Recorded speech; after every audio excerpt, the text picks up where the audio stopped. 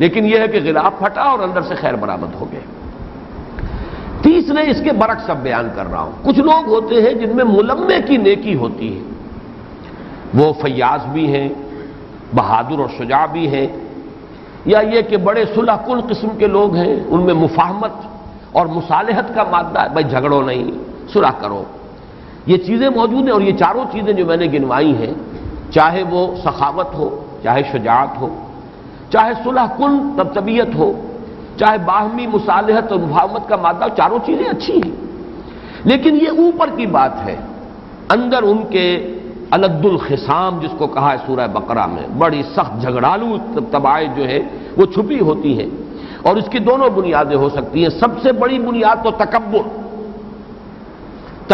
کا اندر جو مادہ ہے، یہ سب سے بڑی خباثت ہے، یہ چھپی ہوئی ہے۔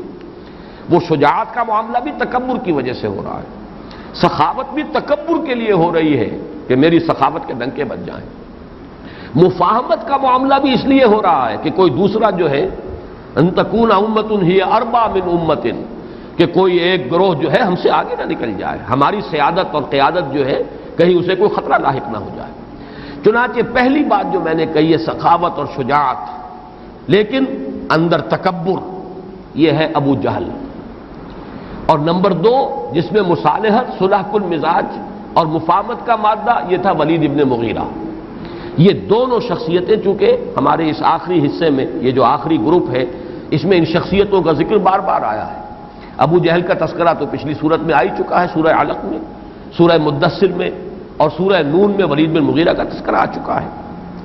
اب لیجیے چوتھی قسم کے لوگ وہ ہیں جن لوگوں میں ظاہر بھی خبیث، باطن بھی خبیث، جس کو سورہ نور میں کہا گیا ظلمات بعضها فوق بعض، کوئی خیر جو ہے ملمے کی نیکی بھی نہیں، کوئی ظاہری نیکی بھی نہیں، کوئی ریاکاری کی نیکی بھی نہیں، وہ جو کہ فرمایا گیا ہے ارایت الذی یکذب بالدین فذلک الذی یدعو الیتیم ولا یحض علی طعام المسکین فویل للمصلین الذین هم عن صلاتهم ساہون الذین هم یراؤون۔ یہ ریاکاری جو ہے اس کے تحت بھی کچھ کوئی نیکی ہے، کوئی نماز ہے، کوئی تقوی ہے، کوئی اور خیر ہے، کوئی لوگوں کو کھانا کھلا دینا ہے، یہ سب کچھ بھی اگر ہو رہا ہے تو ریاکاری کے تحت۔ لیکن یہ کہ ان کا کچھ لوگ ایسے ہیں جن میں یہ بھی نہیں۔ اس کی سب سے نمایاں مثال پہلے میں تفصیل سے عرض کر چکا ہوں، آگے چل کر مزید اس کی وضاحت ہو جائے گی۔ سورہ لہب میں ابو لہب جو ہے اس کا سب سے نمایاں کردار ہے۔ یہی وجہ ہے کہ قرآن مجید میں پوری سورت اس شخص کے لیے، باقی یہ کہ ولید بن مغیرہ کا تذکرہ بھی ضمنی طور پر آیا اور ابو جہل کا تذکرہ بھی ضمنی طور پر آیا، لیکن یہ کہ تبت یدا ابی لہب وتب ما اغنی عنہ مالہ وما کسب، یہ پوری سورت جو ہے اسی شخص کے بارے میں۔ ظاہر بات ہے کہ یہ جو گڈمٹ تھے لوگ، اب یہ کیسے جدا ہوتے ہیں جب تک کہ بینہ نہ آ جاتی۔ بینہ کیا ہے؟ رسول من اللہ یتلو صحفا مطہرۃ۔ اب اس میں جو علمی نکتہ ہے وہ نوٹ کر لیجئے، اس فلسفہ نبوت و رسالت سے ذرا علیحدہ ہٹ کر اس آیہ مبارکہ کے اندر جو ایک بہت بڑا علمی نکتہ ہے وہ یہ کہ بینہ مشتمل ہے رسول جمع کتاب پر۔ محض کتاب بینہ نہیں بنے گی، محض رسول بھی بینہ نہیں بنے گا، بلکہ ایک شخصیت بھی درکار ہے، معلم بھی درکار ہے کتاب کے ساتھ، ورنہ اللہ تعالیٰ کے لیے کوئی مشکل نہیں تھا کہ کروڑوں نسخے قرآن مجید کے ہر شخص کے تکیے کے نیچے اللہ تعالیٰ پہنچا دے، لیکن وہ کتاب جو ہے وہ بینہ نہیں بنے گی جب تک کہ اس کے ساتھ اس کا معلم، اس کا مبین جو اسے واضح کرنے والا ہے، جو اس کی عملی مثال پیش کرے اپنے کردار سے بھی اور اپنے طرز عمل سے بھی۔ تو رسول من اللہ یتلو صحفا مطہرۃ فیہا کتب قیمہ، یہ مضمون چونکہ ذرا غیر معمولی سی بات ہے جو میں کہہ رہا ہوں، اور اہم مضمون ہے، اور اہم مضامین کے بارے میں یہ اصول میں نے بارہا آپ سے عرض کیا ہے کہ دو جگہ ضرور وہ مضمون آتا ہے، لہذا نوٹ کر لیجئے کہ یہ مضمون دوسرا مقام جو ہے وہ سورہ طلاق میں ہے۔ سورہ طلاق کی آیات نمبر 11 اور 12، الذین آمنوا، بلکہ پوری آیت پڑھ دیتا ہوں، اعد اللہ لہم عذابا شدیدا فاتقوا اللہ یا اولی الالباب الذین آمنوا قد انزل اللہ الیکم ذکرا۔ اہل ایمان جو ایمان لائے اور اللہ کا تقوی اختیار کرو، اللہ نے تمہاری طرف ذکر نازل کر دیا ہے۔ اب یہاں ذکر کا لفظ عام طور پر قرآن مجید میں صرف قرآن کے لیے آتا ہے، یہ ذکر ہے، الذکر ہے، قد انزل اللہ الیکم ذکرا، اللہ نے تمہاری طرف ذکر اتار دیا، لیکن اب اس کی وضاحت رسولا یتلو علیکم آیات اللہ مبینات لیخرج الذین آمنوا وعملوا الصالحات من الظلمات الی النور۔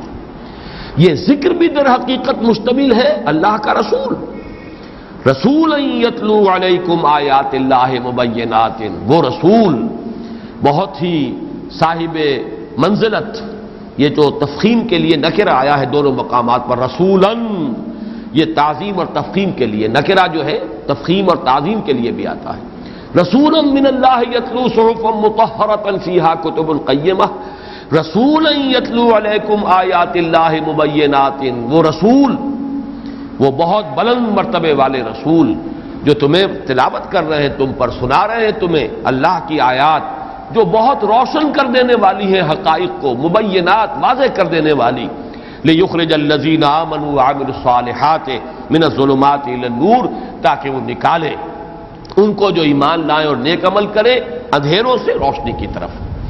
یہ جو بات یہاں فرمائی گئی ہے، جب تک یہ بینہ نہ آ جائے، جب تک یہ ذکر نہ آ جائے، یہ تمام مختلف طبقات گڈمڈ ہیں۔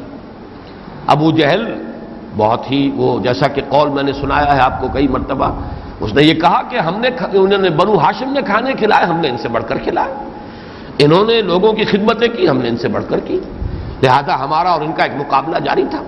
تو اس میں بھی مقابلہ ہو رہا تھا، تو معلوم ہوا کہ خیر ہے، ایک نیکی ہے، ایک بدی ہے، لیکن اندر چھپی ہوئی شخصیت جو ہے متکبر شخصیت، انتہائی متعصب اور جھگڑالو شخصیت، الد الخصام، وہ کیسے ظاہر ہوتی اگر یہ بینہ نہ آ گئی ہوتی، اگر یہ دودھ کا دودھ اور پانی کا پانی جدا ہونے والی بات نہ ہوتی۔ تو یہ چاروں جو گروہ ہیں، ان میں سے پہلا اور دوسرا گروہ بالقوہ مومن تھے، ابو بکر، عمر، حمزہ، عثمان رضی اللہ تعالیٰ عنہ۔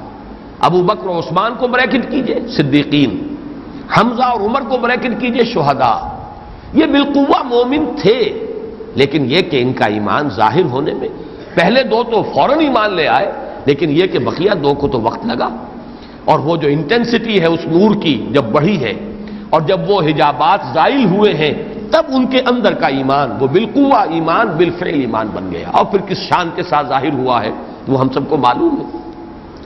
اس کے برعکس نمبر 3 اور نمبر 4 پر جو میں نے تذکرہ کیا، ابو جہل اور ولید بن مغیرہ کو بریکٹ کر لیجئے، اور ابو لہب کو ایک بہت ہی نمایاں مثال، ان کا کفر جو ہے ظاہر ہوا، ان کی اصل شخصیت اریاں ہو کر سامنے آئی ہے اس بینہ کے آنے کے بعد۔ لم یکن الذین کفروا من اہل الکتاب والمشرکین منفکین حتی تاتیہم البینہ، یہ لوگ گڈمڈ تھے، اہل حق کے ساتھ گڈمڈ، متقیوں کے ساتھ گڈمڈ، بالقوہ صاحب ایمان لوگوں کے ساتھ گڈمڈ، ملے جلے، لیکن یہ ہے کہ آ کر اس بینہ نے دودھ کا دودھ پانی کا پانی جدا کر دیا۔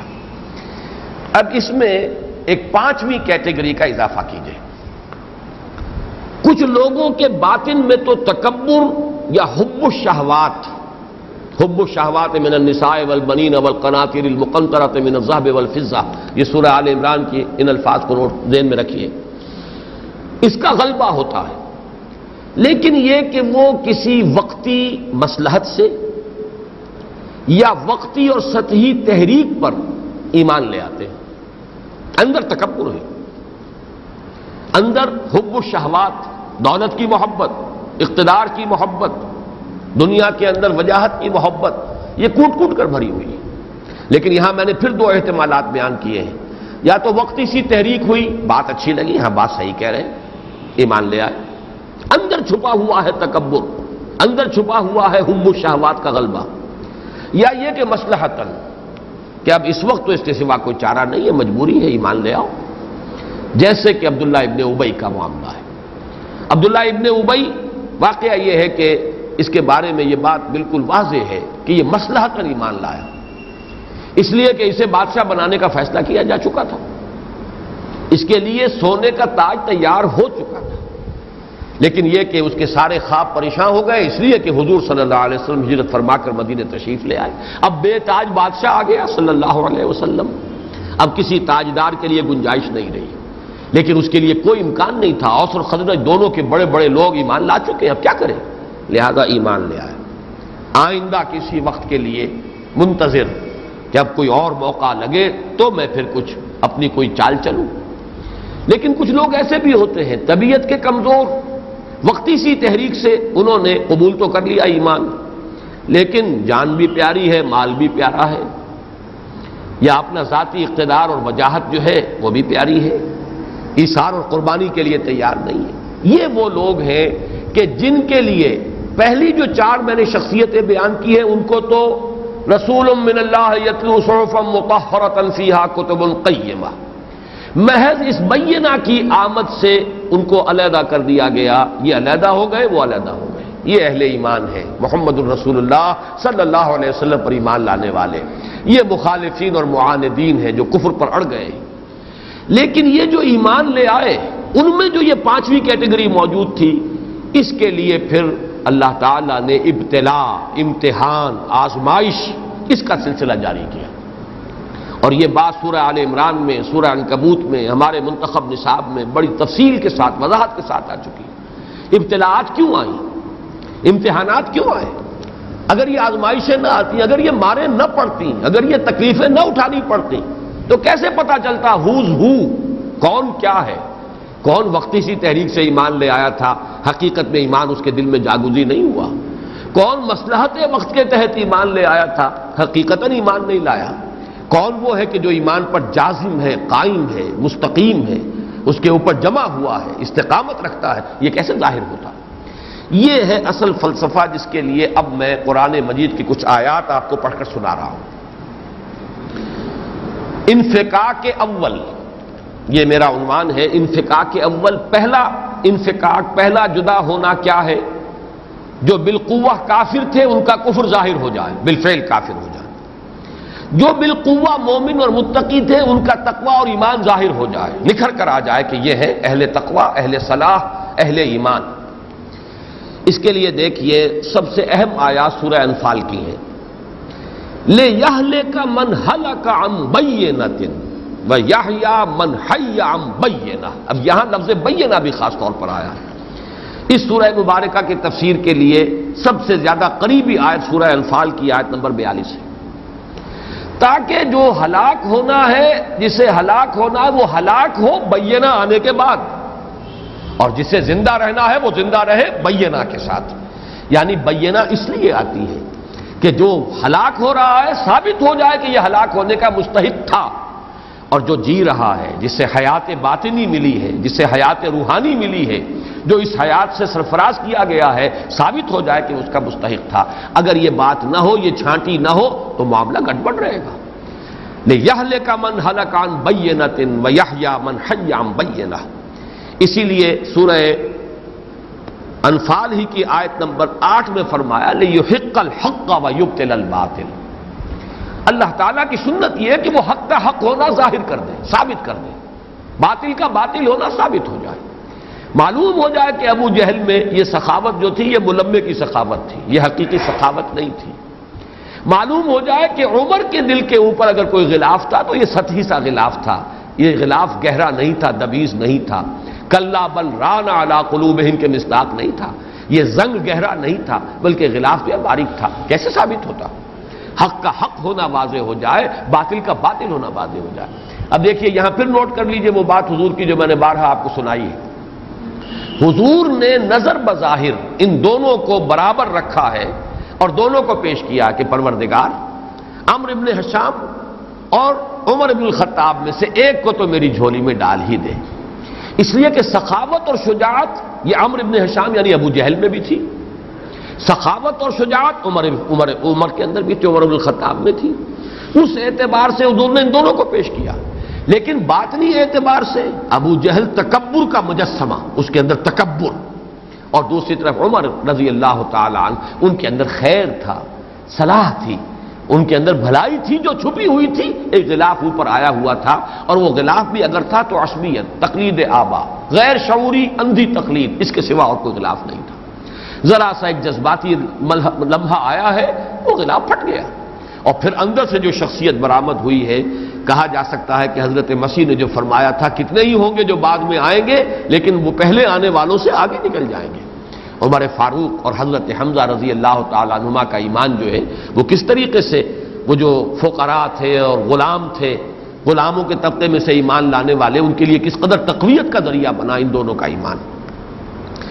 اسی سے بات سمجھ میں آئے گی سورہ بقرہ کی آیت نمبر 17-18 میں جو نقشہ کھینچا گیا ہے، مثلهم كمثل الذي استوقد نارا فلما اضاءت ما حوله ذهب الله بنورهم وتركهم في ظلمات لا يبصرون صم بكم عمي فهم لا يرجعون۔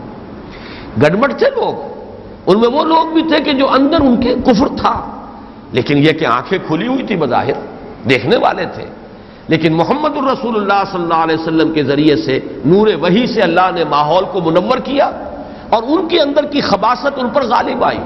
نتیجہ یہ کہ ایسے ہو گئے جیسے کہ ان کی بصارت سلب کر لی گئی، وہ اندھے کے اندھے رہ گئے۔ یہ جو نقشہ ہے، اگر وہ وحی کی روشنی نہ آتی تو ان کا یہ اندھا ہونا یہ ظاہر بات ہے کہ واضح نہیں ہو سکتا تھا۔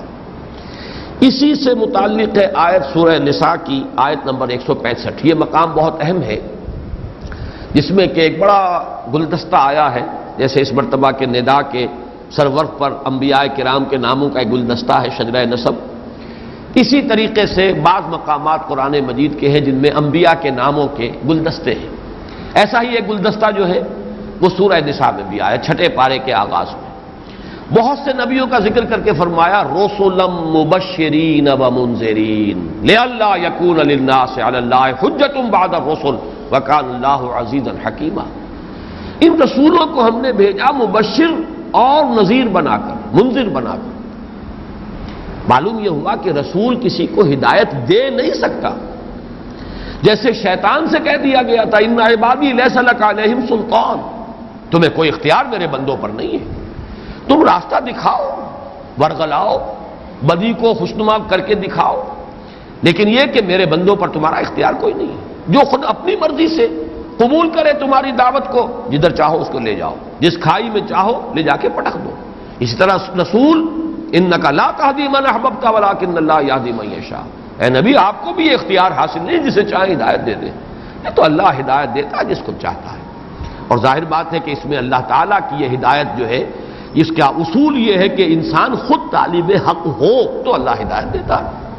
اگر طالب ہدایت ہے تو اللہ تعالیٰ، جیسا کہ میں نے سورہ شورى کی آیت آپ کو سنائی، وَيَهْدِي مَن يُنِيبُ يَهْدِي إِلَيْهِ مَن يُنِيبُ اللہ یجتبی الیہ من یشاء ویہدی الیہ من یونیب، اللہ جس کو چاہتا ہے اپنی طرف کھینچ لیتا ہے، اور جو انابت رکھتا ہے، خود جو ہے طالب حق ہے، طالب ہدایت ہے، اللہ تعالیٰ پر اس کا حق ہے کہ اسے ہدایت دے۔ والذین جاہدوا فینا لنہدینہم سبلنا، تو یہ صرف اس لیے تاکہ حجت قائم ہو جائے، اتمام حجت۔ اسی طرح سورہ بنی اسرائیل کی آیت وما کننا معذبین حتی نبعث رسولا، ہم نہیں تھے عذاب بھیجنے والے، یا ہماری یہ سنت نہیں رہی کہ ہم عذاب بھیج دیتے، قوموں کو ہلاک کر دیتے جب تک کہ رسول نہ بھیج دیں۔ رسول آئے، اتمام حجت ہو جائے، دودھ کا دودھ پانی کا پانی جدا ہو جائے، بینہ آئے، جن میں بھی وہ خیر و صلاح ہے وہ علیحدہ ہو جائے، اس کے بعد جو بھی کوڑا کرکٹ ہے، اس کے لیے اگلی ایک آیت آ رہی ہے، وہ میں ذرا تفصیل سے بیان کروں گا، اس میں تو پورا نقشہ کھینچ دیا گیا ہے۔ جیسے کوڑے کرکٹ کے ڈھیر کو جمع کر کے آگ دکھا دی جاتی ہے، دیاسلائی جو ہے دکھا دی جاتی ہے، آگ لگا دی جاتی ہے، ایسے ہی اللہ تعالیٰ رسالت کے ذریعے سے، بینہ کے ذریعے سے سفٹنگ کرتے ہیں، بھوسا علیحدہ، دانے علیحدہ، کام کی شے علیحدہ، بیکار چیزیں علیحدہ، اور ان بیکار چیزوں کو پھر جمع کر کے اس کوڑے کرکٹ کو وہ دیاسلائی دکھا دی جائے اور آگ لگا دی جائے۔ اس لیے فرمایا وما کننا معذبین، جب تک گڑبڑ ہو کیسے ہم عذاب بھیج دیتے، ہم عذاب بھیجنے والے نہیں ہیں، یہ ہماری سنت نہیں رہی جب تک کہ رسول کو نہ بھیج دیں۔ اور رسول سے مقصد کیا ہے، بینہ سے مراد کیا ہے، تاکہ دودھ کا دودھ پانی کا پانی جدا ہو جائے۔ یہ مضمون جو ہے سورہ انفال ہی کی آیت نمبر 33 میں بھی آیا ہے، وَمَا كَانَ اللَّهُ لِيُعَذِّبَهُمْ وَأَنْتَ فِيهِمْ، اے نبی اللہ ان کو عذاب نہیں دے سکتا تھا جبکہ آپ خود ان میں ابھی موجود تھے، آپ بھی موجود تھے، اہل ایمان بھی موجود تھے، ابو بکر بھی مکے میں تھے، عمر بھی تھے، حمزہ بھی تھے، عثمان بھی تھے، طلحہ بھی تھے، زبیر بھی تھے، سبھی تو تھے، ابو جہل بھی تھا اور ابو لہب بھی تھا، ولید بن مغیرہ بھی تھا اور عقبہ ابن ابی معیط بھی تھا، لیکن یہ گڑبڑ تھے۔ جب تک کہ علیحدہ نہ کر دیا جائے. وما كنا معذبین حتی نبعث رسولا وما كان اللہ لیعذبهم وانت فیہم. آخری آیت جو اس سلسلے میں عرض کر رہا ہوں وہ بہت ہی جس کو تصویر لفظی کہا جائے، الفاظ میں نقشہ کھینچ دیا گیا. یہ ہے سورہ انفال ہی کی آیت نمبر 37. لِيَمِيزَ اللَّهُ الْخَبِيثَ مِنَ الطَّيِّبِ، تاکہ اللہ ممیز کر لے، جدا کر لے، علیحدہ کر لے خبیث کو، ناپاک کو پاک سے. وَيَجْعَلَ الْخَبِيثَ بَعْضَهُ عَلَى بَعْضٍ، پھر جو وہ ناپاک چیزیں ہیں انہیں ایک دوسرے کے اوپر رکھ کر، جسے کہتے ہیں سٹیک کرنا، ان کی ڈھیری لگائی جائے. فَيَرْكُمَهُ، ان کو ایک ڈھیر کی شکل دے دی جائے، جمیعاً سب کو. فَيَجْعَلَهُ فِي جَهَنَّمَ، اور پھر جھونک دے انہیں جہنم کے اندر. جب تک گڈمڈ ہے یہ معاملہ نہیں ہو سکتا، علیحدہ کرنا پڑے گا. لم يكن الذين كفروا من اهل الكتاب والمشركين منفكين حتى تاتيهم البينة. یہ لوگ کہ جو بالقوہ کافر تھے لیکن یہ کہ ابھی ان کا کفر ظاہر نہیں ہوا تھا، یہ علیحدہ جب تک نہ کر دیے جاتے، علیحدہ نہ ہو جاتے، ممیز نہ ہو جاتے، اس وقت تک یہ ہے کہ اللہ تعالیٰ کی طرف سے عذاب نہیں آ سکتا، انہیں ہلاک نہیں کیا جا سکتا. لِيَمِيزَ اللَّهُ الْخَبِيثَ مِنَ الطَّيِّبِ وَيَجْعَلَ الْخَبِيثَ بَعْضَهُ عَلَى بَعْضٍ فَيَرْكُمَهُ جَمِيعًا فَيَجْعَلَهُ فِي جَهَنَّمَ. یہ سب کچھ اس لیے ہے کہ اللہ تعالیٰ ناپاک کو جدا کر لے پاک سے، پھر ان کو ایک دوسرے کے اوپر رکھے، ڈھیر کرے، سٹیکنگ کر دے، پھر ان سب کو جہنم میں جھونک دے. یہ ہے اصل میں تمییز بین الحق والباطل، تمییز بین الکفار والمومنین. تمییز ہو جائے کہ کون تھے بالقوہ مومن، وہ واقعتاً مومن بن کر علیحدہ ہو جائے، کون تھے جو بالقوہ کافر تھے، وہ واقعتاً کافر بن کر علیحدہ ہو جائے. اب آئیے انفکاک ثانی، وہ جو میں نے 5ویں کیٹیگری بیان کی تھی. کچھ لوگ ہوتے ہیں وقتی تحریک کے تحت وہ ایمان لے آئے، شامل ہو گئے اہل ایمان میں، اب وہ بھی مومن ہیں. یا کسی مصلحت کے تحت ان کو بھی تو علیحدہ کرنا ہے کہ نہیں، ان کی چھانٹی کرنی ہے کہ نہیں. یہ انفکاک ثانی جو ہے اس کے لیے ابتلا، آزمائش، امتحان، مشکل مقامات، مشکل مراحل، ایثار کا تقاضا، جنگ کے لیے نکلو جان ہتھیلی پر رکھ کر، خرچ کرو، کھولو اپنی تجوریوں کے دروازے. یہ سارے تقاضے اور مطالبے کس لیے ہیں؟ تاکہ ان میں سے جو ایمان لے آئے ہیں ان میں سے بھی حق و باطل کو چھانٹنا ہے، ان میں بھی کھوٹے اور کھرے کی تمیز کرنی ہے، ان میں بھی سفٹنگ کرنی ہے. یہ سفٹنگ کا لفظ خاص طور پہ میں استعمال کر رہا ہوں اس لیے کہ قرآن مجید کی اصطلاح ہے تمحیص. ہم اردو میں بھی بولتے ہیں بحث و تمحیص. بحث و تمحیص، بحث جو ہے اس کے معنی کریدنا. جیسے کوا جو ہے وہ اپنی ٹھونگ مارتا ہے زمین میں اور وہ کریدتا ہے زمین کو، پھر اس میں سے علیحدہ کرتا ہے کنکر، علیحدہ کوئی دانہ مل گیا تو اس نے جو ہے اس میں سے نکال لیا. یہ جو علیحدہ کرنا ہے کنکروں کو دانوں سے، یہ تمحیص ہے. بحث و تمحیص، کسی مسئلے کو پہلے کریدا جائے، اس کے اندر جو معاملات ہیں ان کی پوری طریقے سے علیحدہ ان کو کر کے پھر تمحیص، ان کو علیحدہ کر دیا جائے، چھانٹ دیا جائے. تو یہ تمحیص کا لفظ اب آ رہا ہے اس کے لیے. سورہ آل عمران کی آیت نمبر 141 سنا رہا ہوں آپ کو. وَلِيُمَحِّصَ اللَّهُ الَّذِينَ آمَنُوا وَيَمْحَقَ الْكَافِرِينَ. اے مسلمانوں، تمہارے ساتھ جو کچھ ہوا ہے احد میں، یہ سب کچھ اس لیے تھا تاکہ اللہ پاک کر لے، خالص کر لے، علیحدہ کر لے، سفٹنگ کر لے اہل ایمان کی، انہیں علیحدہ کر لے. وَيَمْحَقَ الْكَافِرِينَ، اور پھر باقی جو کافر ہیں انہیں پھر وہ تباہ کر دے، ان کے لیے ان کو مٹا دے. وہ مٹانا چاہے ایک دن میں نہیں ہوا لیکن رفتہ رفتہ وہ سب کے سب مٹ گئے. لیکن اہل ایمان کی چھانٹی کرنی تھی. 300 علیحدہ ہو گئے، نظر آ گئے لوگوں کو کہ ابو عبداللہ ابن ابی کے ساتھ کون سے 3 چلے گئے ہیں. اب ظاہر بات ہے کہ ان کے اوپر اہل ایمان کا وہ اعتماد تو نہیں رہا ہوگا جو کہ پہلے ان پر تھا، اور وہ حسن ظن تو نہیں رہا ہوگا باقی جیسا کہ ان کے اوپر پہلے تھا. اس اعتبار سے وَلِيُمَحِّصَ اللَّهُ الَّذِينَ آمَنُوا وَيَمْحَقَ الْكَافِرِينَ، تاکہ اللہ علیحدہ کر لے، پاک کر لے، صاف کر لے، سفٹنگ کر لے اہل ایمان کی اور پھر مٹا دے کافروں کو. اسی سورہ آل عمران میں 154ویں آیت ہے وَلِيَبْتَلِيَ اللَّهُ مَا فِي صُدُورِكُمْ وَلِيُمَحِّصَ مَا فِي قُلُوبِكُمْ. یہ ساری آزمائشیں، یہ ساری تکلیفیں، یہ سارے کٹھن اور مشکل مقامات اس لیے آئے ہیں اہل ایمان تاکہ اللہ تعالیٰ جو کچھ تمہارے دلوں میں ہے اسے بالکل اس میں سے کھوٹ نکال دے، صاف کر دے.